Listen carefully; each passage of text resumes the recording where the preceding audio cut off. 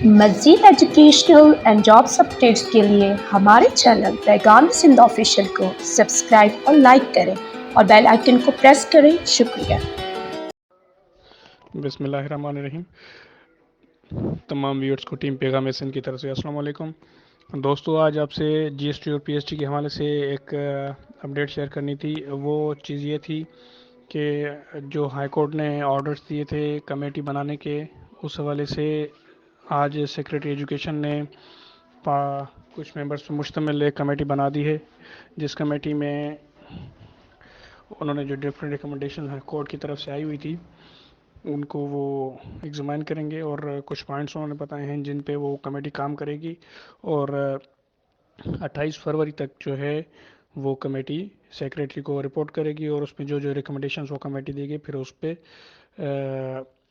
جو ہے secretary education minister کی توسط سے کوئی فائنل فیصلہ کریں گے. ٹھیک ہے، تو ہم اگر دیکھتے ہیں کہ اس میں کون کون سے پوائنٹس دیے ہوئے ہیں. انہیں پہلا پوائنٹ جو دیا ہوا ہے کہ بھئی کس چیز پہ وہ ورک آؤٹ کرے گی کمیٹی، اس پہ پہلا پوائنٹ یہ ہے کہ جو ہارڈ ایریاز کا تیسرے مہینے کی 2021 میں نوٹیفیکیشن نکلا تھا اس کو چیک کرے گی کہ آیا اس ہارڈ ایریاز کے حساب سے جو ڈسٹریبیوشن آف سیٹس ہے وہ ہوئی ہے یا نہیں ہوئی، اور اس کے علاوہ اس میں فردر جو ہے نا کون کون سے ہارڈ ایریاز شامل کیے گئے ہیں اور کون سے رہ گئے ہیں، اور ایز پر کورٹ کہ کون سے جو ہیں بعد میں شامل کیے گئے اور ان کا ایشو ہے کہ وہ ہارڈ ایریا نہیں ہے، وہ سیاسی حساب سے شامل کیے گئے، تو ان چیزوں پہ وہ چیز فوکس کرے گی اور وہ رپورٹ پیش کرے گی.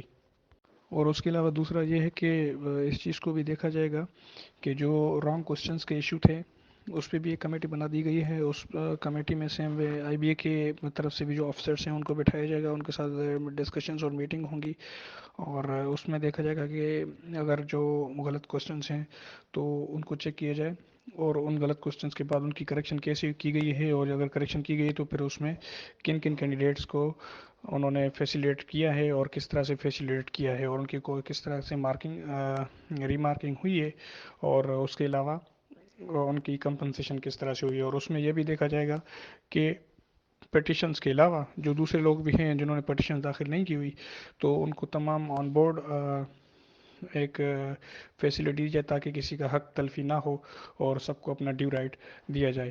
تو یہ دوسرا پوائنٹ تھا جس پہ انہوں نے فوکس کرنا ہے.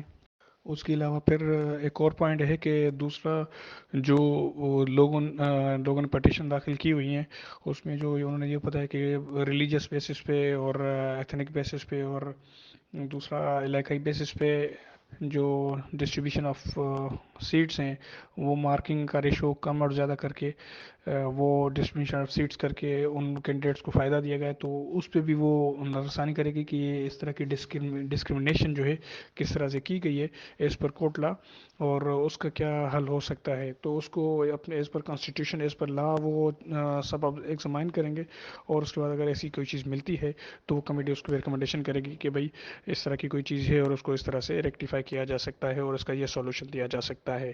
تو یہ چیز ہے جس پہ اس کمیٹی نے کرنا ہے. تیسرا پوائنٹ اس کا مین یہ ہے. تو یہ پوائنٹس ہیں. اس کے علاوہ ایک اور بھی پوائنٹ ہے جس پہ وہ دیا ہوا ہے کٹ آف ڈیٹ سے پہلے جنہوں نے اپلائی کیا ہوا تھا اور جنہوں نے پھر کورٹ کے تھرو جن کو اپنا ڈیو رائٹ نہیں ملا تھا، جو کورٹ کے تھرو نہیں پہنچ پائے تھے اس پٹیشنز کے علاوہ بھی، تو ان کو بھی دیکھا جائے گا کہ ان کو کیا کمپنسیشن دی جا سکتی ہے، کیونکہ یہ تمام جو ریکمنڈیشنز ہیں یہ پوری کمیٹی کو آرڈر دیا گیا 28 فروری سے پہلے وہ سیکریٹری کو جمع کرا دو. اس کے بعد پھر ایجوکیشن ڈپارٹمنٹ اس پہ ورک آؤٹ کرے گا اور اس کا فائنل ایک رپورٹ مرتب کر کے اور جو چیزیں فلاز نکلیں گے ان کو ریکٹیفائی کر کے کورٹ میں اپنی فائنل رپورٹ دے گا، اور اس کے بعد پھر کورٹ فردر فیصلہ کرے گی کہ نیکسٹ کیا ہو سکتا ہے.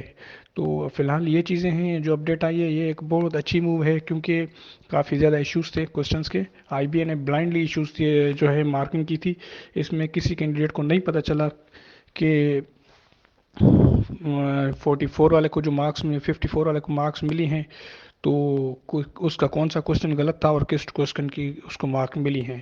اور اگر مینس کہ کلیئرلی پتہ نہیں چل رہا کہ 12 تاریخ سے لے کے 27 تاریخ کے جتنے بھی پیپر ہیں کس کس پیپر میں کون کون سا کوشچن غلط تھا اور کس کوشچن کو انہوں نے گریس مارکس کے طور پہ دیا ہے. تو جسٹ کچھ کینڈیڈیٹس کو بلائنڈلی انہوں نے گریس مارکس دی ہیں جو کہ ناقابل قبول ہے.